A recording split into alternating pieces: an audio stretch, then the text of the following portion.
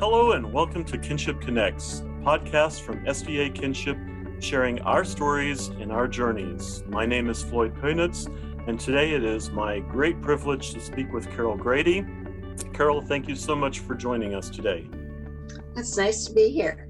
Yeah, so we have, our history goes back a ways. We've known each other for a few years now, and I've enjoyed working with you. I miss some of the conferences, and maybe we'll talk about those more in depth in a little bit, but just being together with you in a booth had been exciting for me. So let me back up.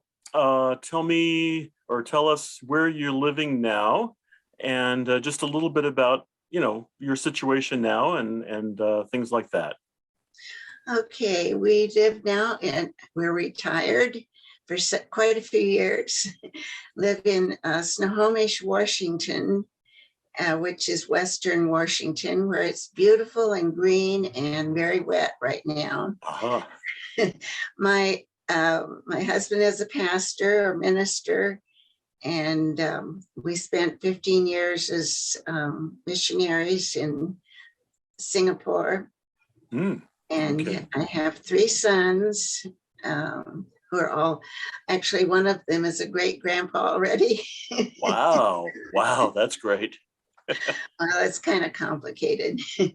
But anyway, that's a little bit about me. My husband is very busy with his senior organization called SAGE, and I'm very busy with trying to finish quilts for all my grandchildren. Wow.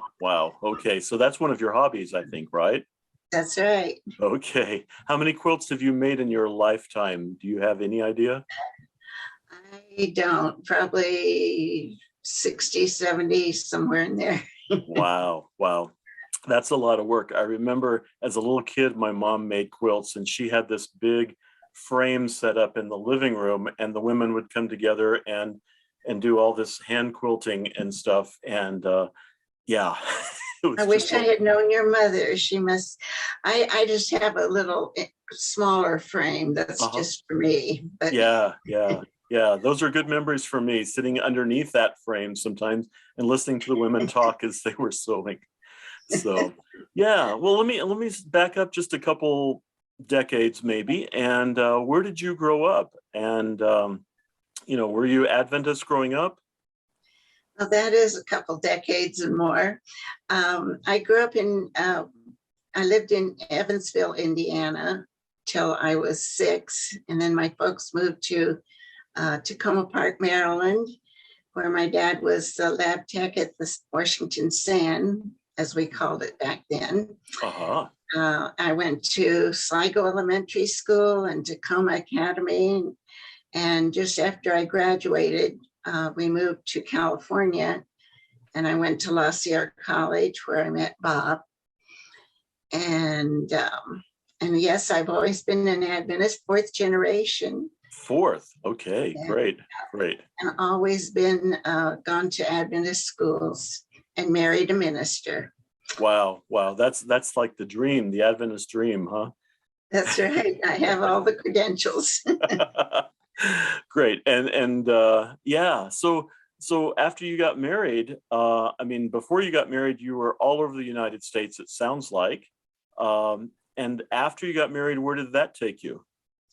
Well, my husband was first called to Southeastern California Conference, and we were there for about 10 years. And then we went to Hawaii, where he became a departmental director, and we were there for about 4.5 years. Then we went to Singapore for 15 years. Then back to the General Conference, which was still in Tacoma Park, but while we were there, it moved to Silver Spring, Maryland. And from there, my husband spent a couple of years at Christian Record, which is the Adventist service for the blind and the deaf. And then we came out here to Washington, where we ended up, and we've lived here longer than any place either of us have ever lived before. Wow. But you love it out there, right? I do. Yeah. I like what used to be the cool summers. They're getting warmer, but Yeah. Now you said that Bob is involved with SAGE, is that correct? And what does that stand for? Well, when he first came out here, they get together for a potluck every quarter, I guess, for the seniors in the conference. And he saw a bigger vision, so he really extended it to all the seniors in the conference. I think at first it was just senior workers, but we extended to the whole conference. And they have, the last couple of years with COVID have been a little bit sad because we can't do much, but they have fellowship opportunities to go on different entertaining kind of things. They also go around painting and building on churches and schools here in the conference. And every year they go on a mission trip with Maranatha to someplace. Wow. To build a new church in different locations. Wow. That sounds fun. Now, is he still pastoring or? No, he finally retired when he was, about 90, I guess. In 1990? Now 80. He's now 89. Okay. Got it. But he's still busy with SAGE. Great. So go back, I don't know, 25, 30 years ago, did you ever think that you would be sitting here talking to me about this today? No, it was 31 years ago. You're 31. Wow. Okay. Yes, our youngest son was in college when I finally realized that he was gay. He had started at Pacific Union College when we first came home from Singapore. And he had, of course, had figured this out when he was in 7th grade and read his Bible textbook that described homosexuality and realized that described him. So, but he never told us, of course. But he did consult with his Bible teacher and the father of one of his friends. Well, he was determined not to be gay, so he met a girl that first summer while he was working at summer camp. And they became engaged during that first year. Well, Bob and I were concerned that he would, that it would be too long because they were going to wait until she graduated. She was a year ahead of him, and then they would get married. And that was like 3 years. And we knew how hard it was just to wait 1 year to get married. So we had talked him into coming back and going to CUC for a year and staying with us while we were at GC. And his girlfriend came back for Christmas, and she came back the next summer, and they both worked at the GC. Then they went back to PUC, and it was during that year that he called and said that they had postponed the wedding, and later it turned out that they had canceled it. And we were totally shocked. We didn't know, but suddenly all the little things that I had wondered about through the years began to add up. And I really didn't know very much at all about homosexuality, but I began to wonder. So I called the pastor at the church because I knew that he and his girlfriend had gone to him for counseling. And he told me, I asked him if I should talk to Paul. And he said, yes. And that was the moment when I knew for sure that my suspicions were correct. Wow. And it was a big shock to me, really big shock. My first two questions were, will he be lost? And will he get AIDS? Because that was right at the heights of the AIDS Sure. crisis. Right. So They always say that mothers know. So in the back of your mind, even though homosexuality wasn't even on your radar, you still felt that something was amiss or different? well, I felt like he was my soulmate, really, because we shared so many of the same interests, writing poems, writing stories. Mm-hmm. He liked crafts. He wanted to learn to quilt like I did. Wow, good. He was very artistic, and he was a very talented musician. Mm-hmm. And so those were all things that we shared. And I was kind of happy to have a son share those things, because you'd think those would be things more that a daughter might share. Right. But it still didn't really dawn on me until, it was just about that time that homosexuality began to be in the news. Mm-hmm. Articles coming out in the magazines and so forth. And so that kind of sensitized me to what this all might mean. And yeah. So what precipitated him to actually tell you? I mean, was it like boiling under the surface and it just bubbled over, or did he ever tell you that? He never told me. It was when after he told me that their engagement was off, that I began to wonder. And then I called the pastor, Mm-hmm. and he was the one that really let me know. So then I wrote a letter to Paul and told him that we loved him and that we wanted to talk, if he felt like talking to us about it, that we were looking forward to ways to help him. Of course, at that point, we were trying to help him get over it. Help meant something else. Yeah. That was when we were at the GC. So I went into the family ministries department and I said, I have a friend whose son just told her he's gay. I'm sure the Lord has forgiven me for that lie. I'm sure.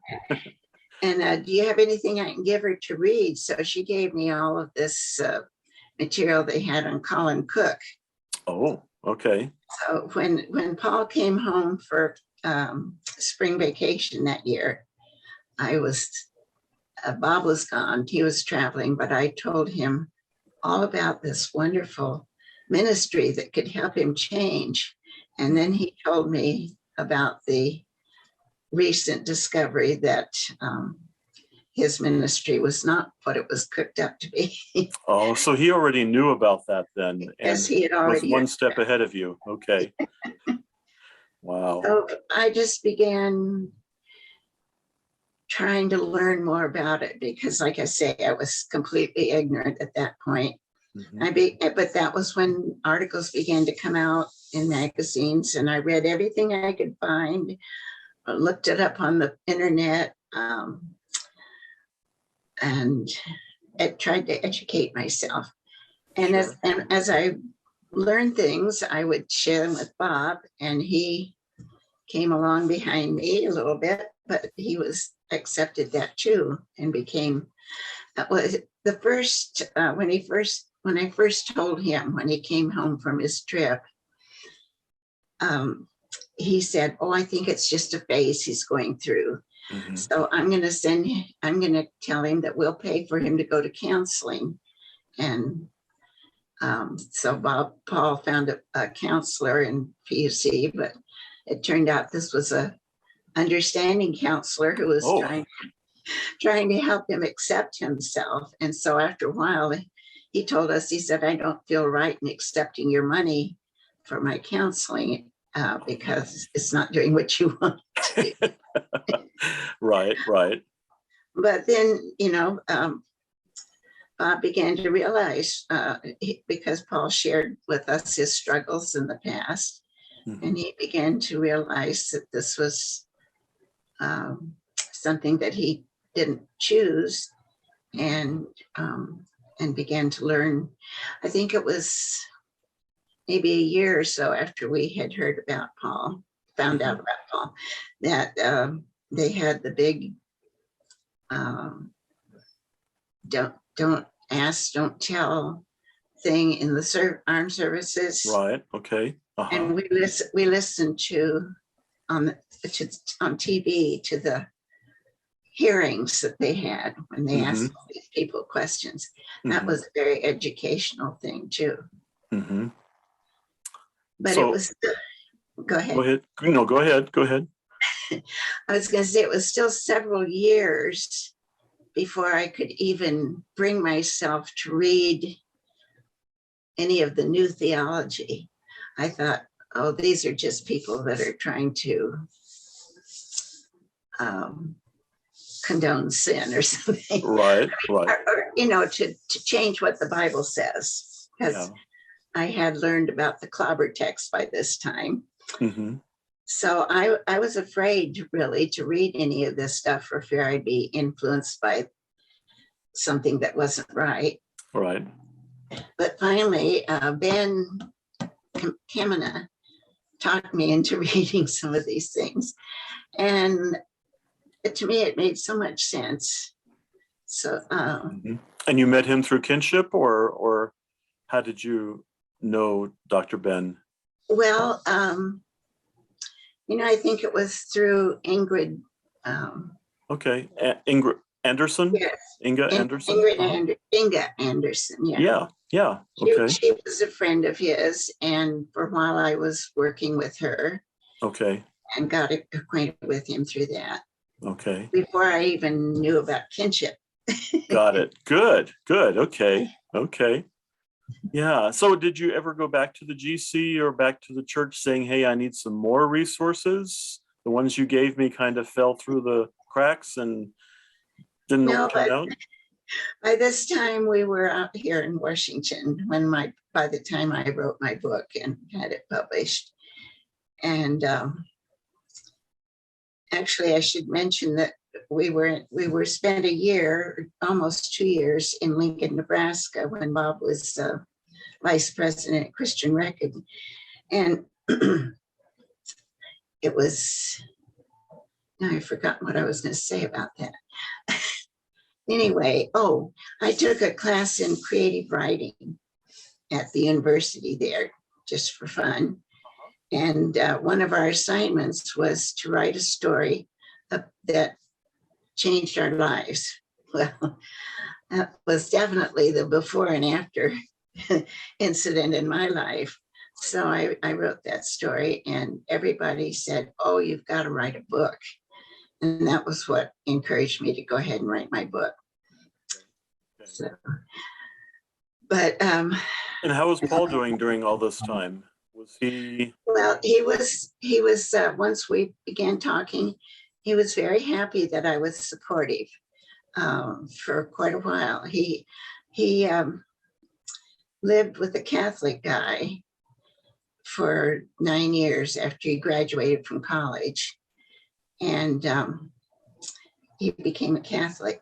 He was going to convert Jeff, but instead Jeff converted him. Right, okay. That happens.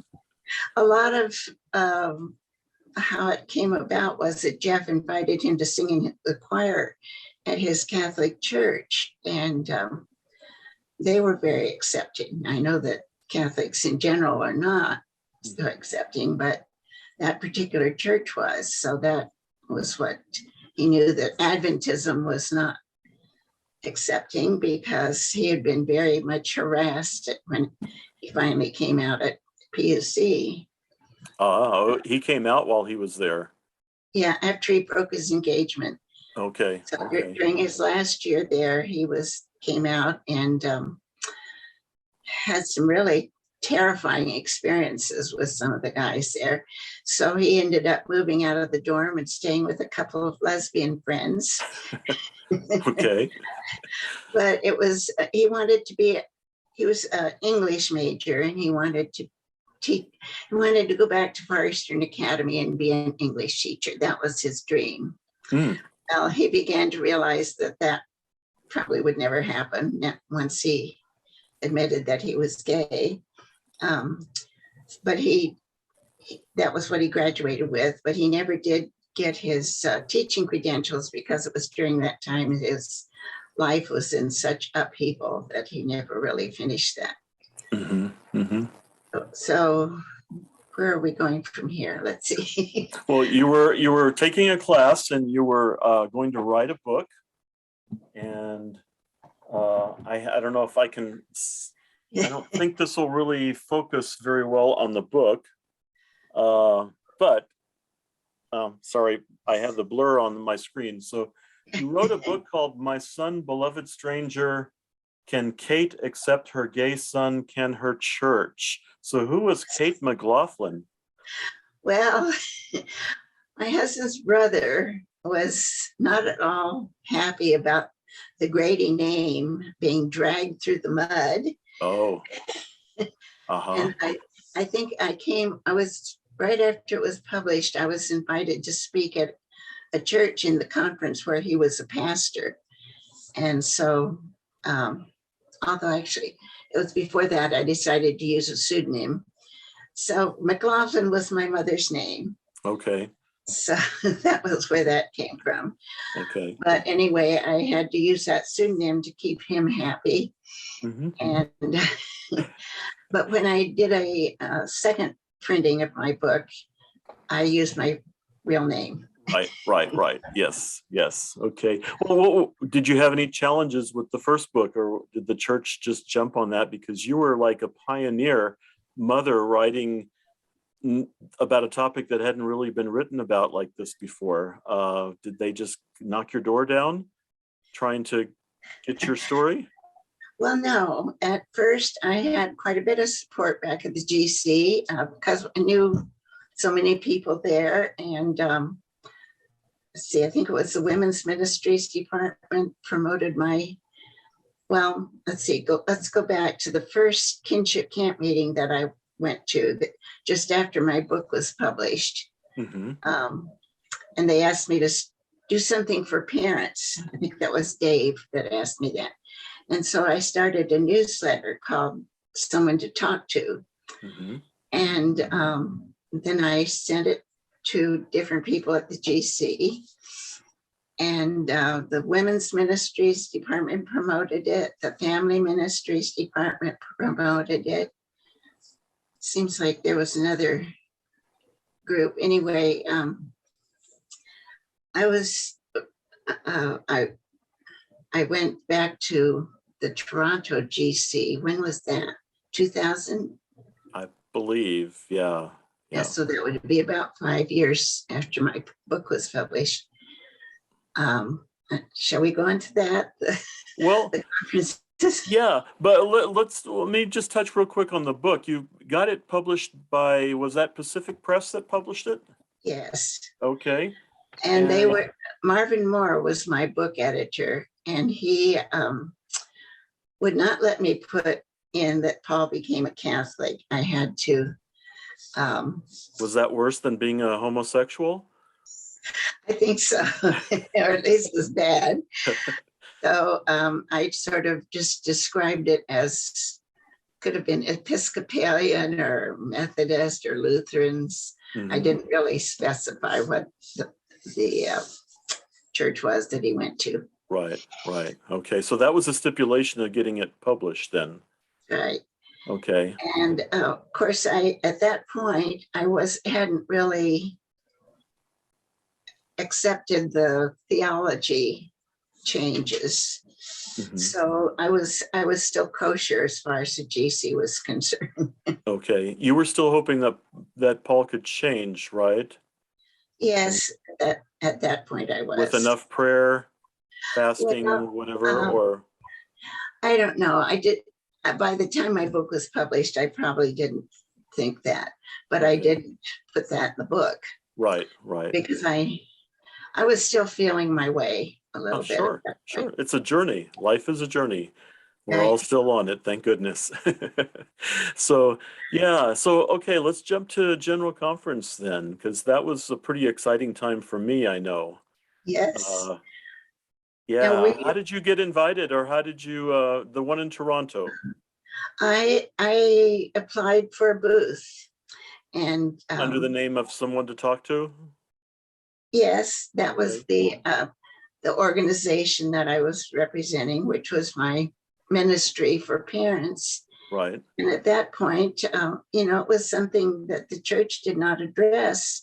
And so, and they didn't think I was going too far in the wrong direction. So they allowed me to have it.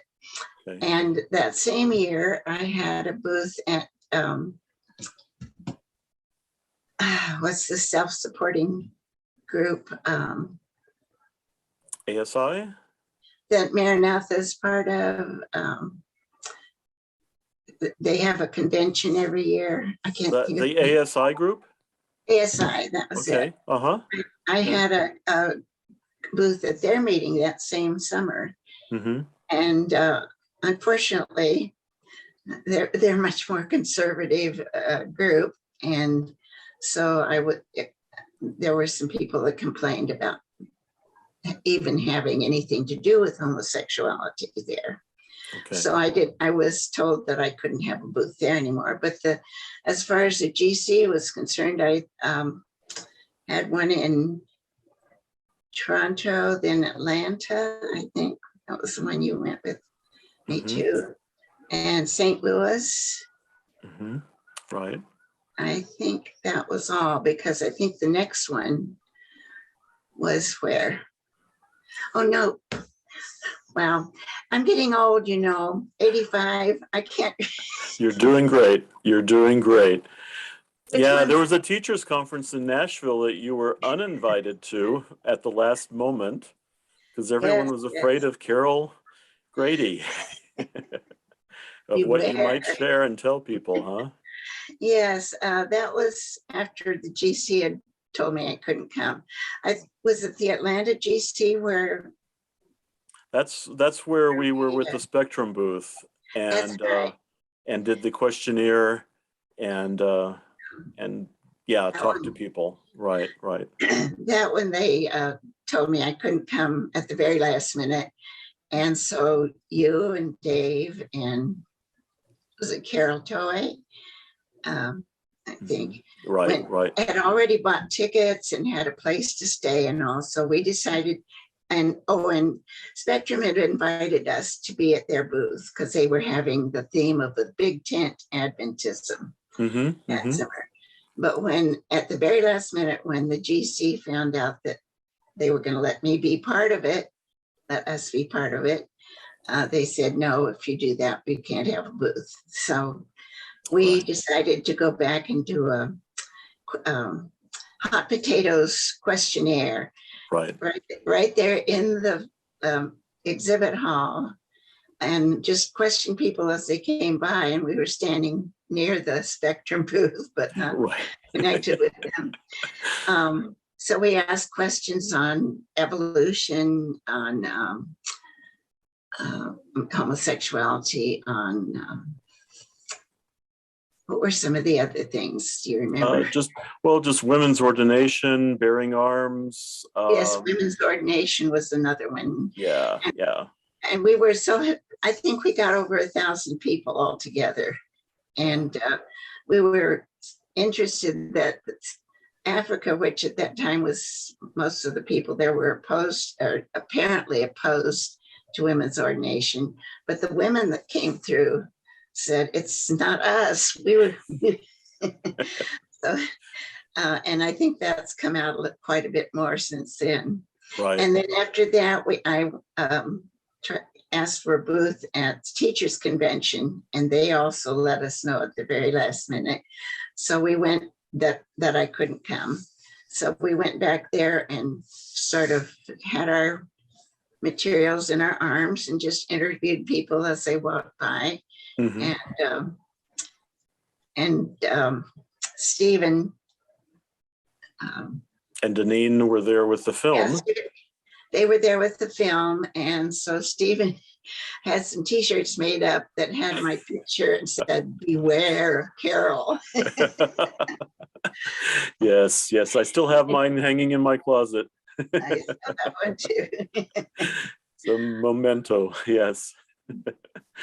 Yeah, so things really changed in those first years then. I mean, since Toronto, because I was there with you with Toronto. And Yes. so, yeah, Kathy was there, Ella Hammonds was there.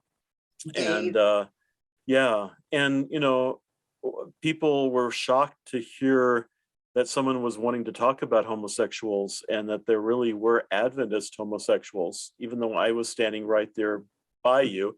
I was kind of straddling the fence there in my presentation of because I didn't want to be too offensive. I think we were almost across the aisle from Doug Batchelor's booth. And I think also Andrews was across from us too. Could be. And that was not Ron Knott, but his brother. Maybe I shouldn't be mentioning names, but anyway, he was very opposed to that. He was from I guess it was the publishing entity at Andrews. Right. So what do you think actually switched the light switch at that point, or changed minds? Because people didn't continue to be, or the church leadership didn't seem to continue in their progressive ideas or even willing to listen.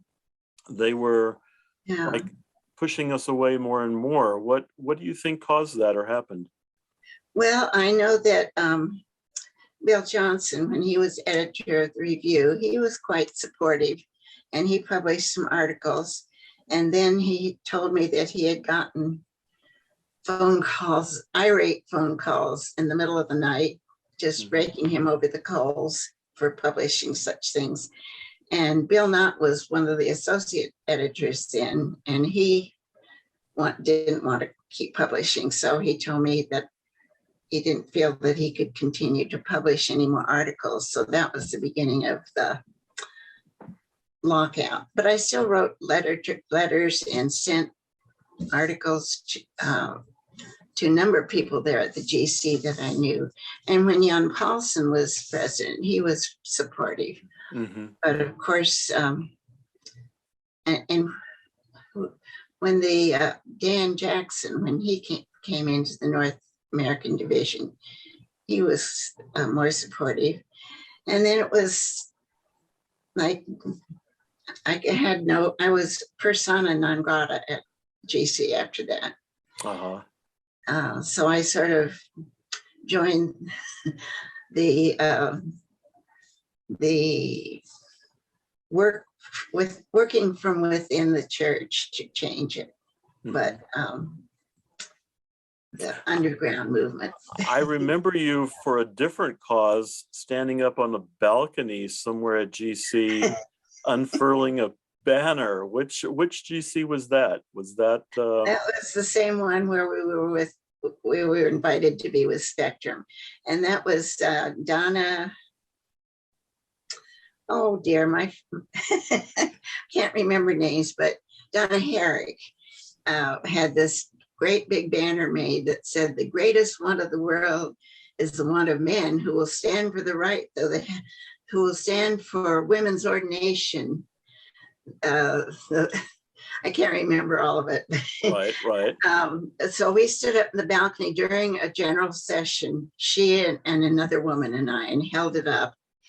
And after a while, one of the GC vice presidents came up and asked us to remove the banner and come out in the hall and talk to him. So we did. And Donna in particular, she took over the conversation immediately, and she said, how it was one of the Black vice presidents. She said, how your people have been abused, and brought it right around to gays being abused, or right. the group, the alphabet group. Right, right. And then she launched, and then the other girl said that she had taken theology in college and was so devastated when she couldn't use her knowledge. And then Donna, before he could say anything, launched right into a prayer for him and for us. And wow. so I don't know what kind of an influence that had on him, but Sure. I think it made him sympathize with us a little. Sure. Yeah. So you had two missions or challenges there that caused kind of a black strike against you or something, or a black mark against both the women's movement as well as LGBTQ. Yes, that was this year that Ted Wilson was elected president. So I was not at all in his favor. But, it's amazing because I was very much an introvert as I grew up.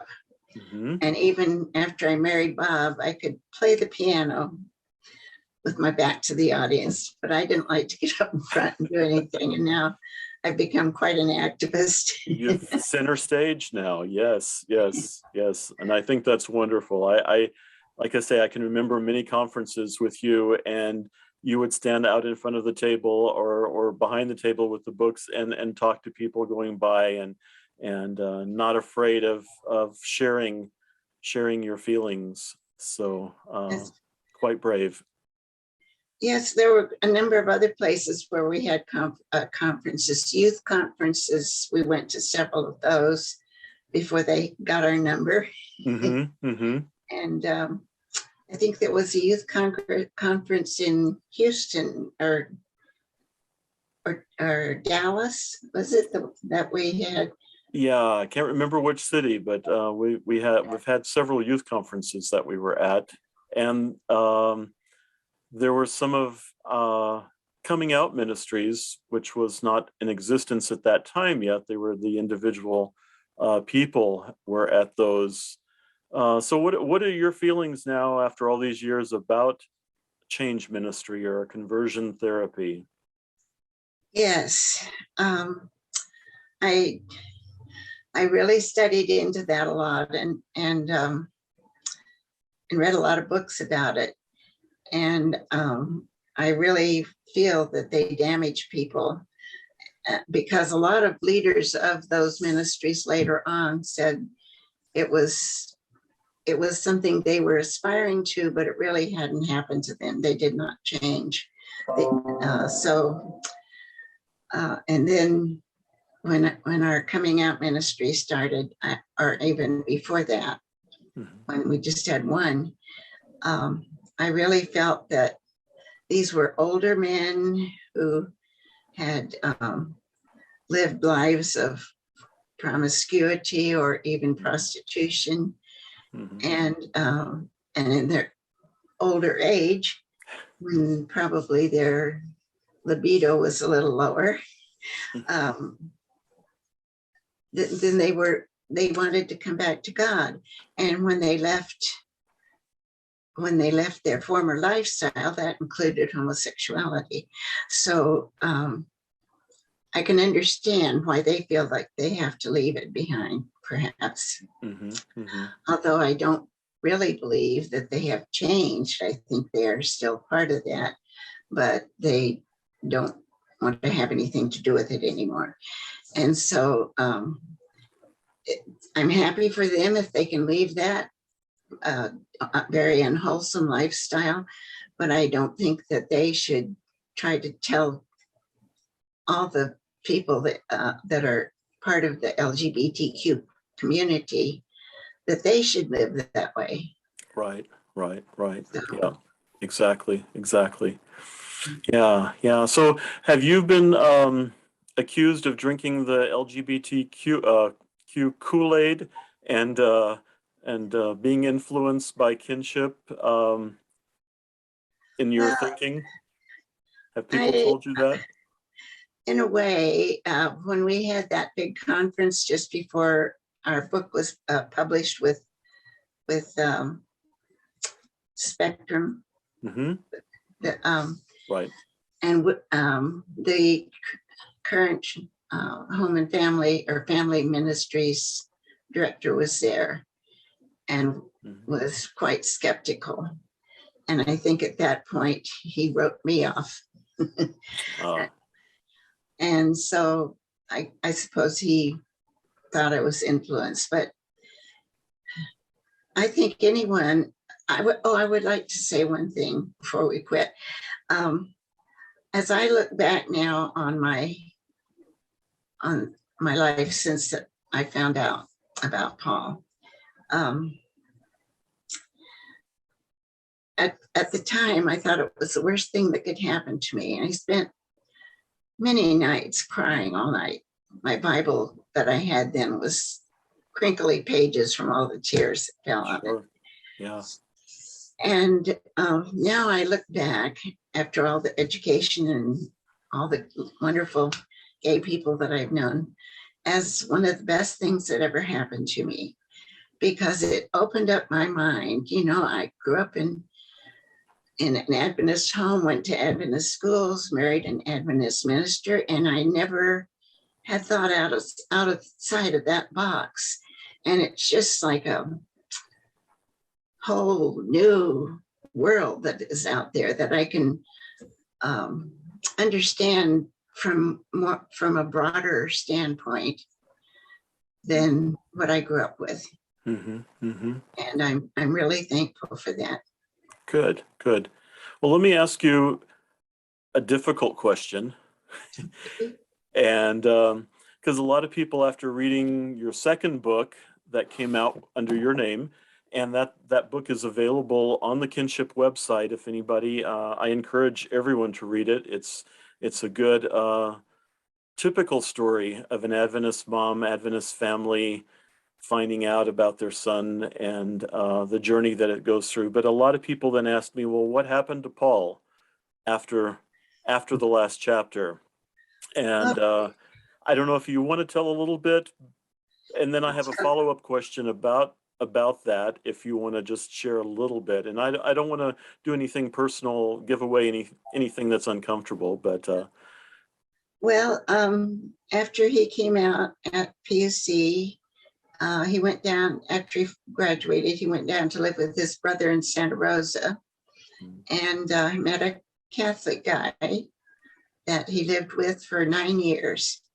And he became a Catholic, and they finally decided that they weren't comfortable being sexually active as Catholics. Mm-hmm. So he went back to, after 9 years, he decided to go to a Catholic ministry back on the East Coast. And because they were looking for someone with computer skills. And he was there for about a year. And while he was there, he met a Catholic priest who was just building a monastery with the help of 2 novices that were helping him. And Paul had a very romantic view of Catholicism and decided he would like to join their monastery. Mm-hmm. And the Catholic priest said, I can help you overcome your homosexuality. Well, it turned out that his way of overcoming it was to force Paul to submit his will in everything to the priest. And that became a very intolerable situation. So about 8 months later, Paul wrote and said, can I come home? Yeah. And being as that was a Carmelite monastery, which is I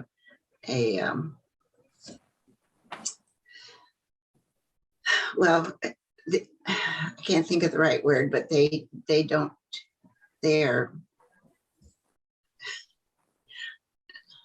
oh dear.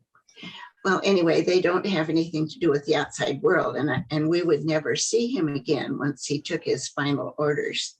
Wow. Which was a terrible thing. Yeah, sure.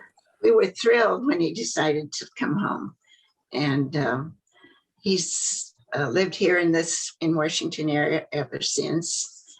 But he went to a reparative therapist, and for about a year, who convinced him that it was our fault that he was gay. So we had about a year there where we didn't have much communication. And then things warmed up again, and we're very close now. But during this time, he decided that, well, after working with the therapist, he came home and joined a Catholic group that supported celibacy. And he finally decided that he had learned to sublimate those feelings and was going to get married to a woman. Well, he joined a Catholic dating site and went on several different dates, and he'd tell us after the date was over, well, there just wasn't any spark there. Which I could have told him, but he did finally meet a girl that was very much a soulmate of his, who shared a lot of his interests. And he told her that he was gay, but that he would put that behind him. And so they got married, and they have 3 adorable little boys. Oh, beautiful, beautiful. They're growing up. The oldest one is 12 now, but they're sweet, and I love them dearly because they're the only ones of our grandchildren that lived close enough when they were younger for us to be with all the time. Now they live in Idaho. Okay. But, we, before they got married, we told them, we're there for you, whatever happens. Mm-hmm. We love you. And, you know, I don't feel like you have to be an Adventist to be saved anymore. You've journeyed come along on that journey, yes. Yeah. Yes, I know he's a very devout Catholic now, and I support him in whatever wherever his life leads him. Good, and he's happy. He's happy now. He's happy. Yeah. Let me just check. They have 1 dog, 3 cats, 2 rats, a hamster. I don't know how many rabbits, because recently one had 13 babies and 20 some chickens. So wow. He doesn't have time to not be happy. No, and those lucky kids, they get to play with all those. That's wonderful. That's wonderful. So my difficult question then is, the church would look at Paul's story and say, well, see there, that's exactly what we're wanting, except for the Catholic part. That's exactly what we want all LGBT people to do. What do you say to that? Is Paul really a success story, or is he just happy being himself, and this is where his journey has led him?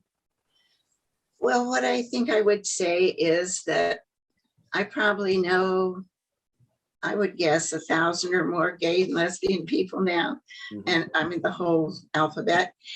And I've known of lots of them who have married the opposite sex. Mm-hmm. And I only know of 1 couple that has stayed together to their old age. And most of them have, that marriage hasn't lasted beyond their children being teens. Mm-hmm. Mm-hmm.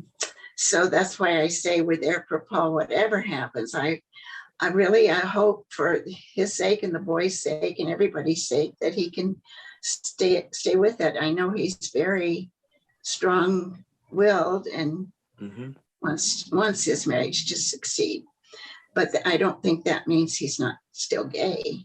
Right. That's not something that you guys talk about or even mention much anymore. So used to be able to talk about everything, but now we don't talk about that or religion. Right. Yeah. Yeah, controversy. Or COVID. Okay. That's also a point of contention, I'm sure. Well, good. I appreciate you sharing today with me. I know our listeners have enjoyed it. And do you have any final thoughts for parents? Because I mean, you kind of started the parents' ministry for Kinship or within Kinship. And so, if there's a mom or a dad who's struggling to learn to accept what the Bible says kind of mentality, what do you want to tell them? Well, I want to tell them that God loves their children more than they do, more than any parents can love their children, and that the best thing they can do is just to love them and accept them as they are, whether they understand it or not. And if they really try, they can become educated about not only the science, but also about the theology. But if they don't want to go into it that deeply, just love them. I think it was Virginia. Jason?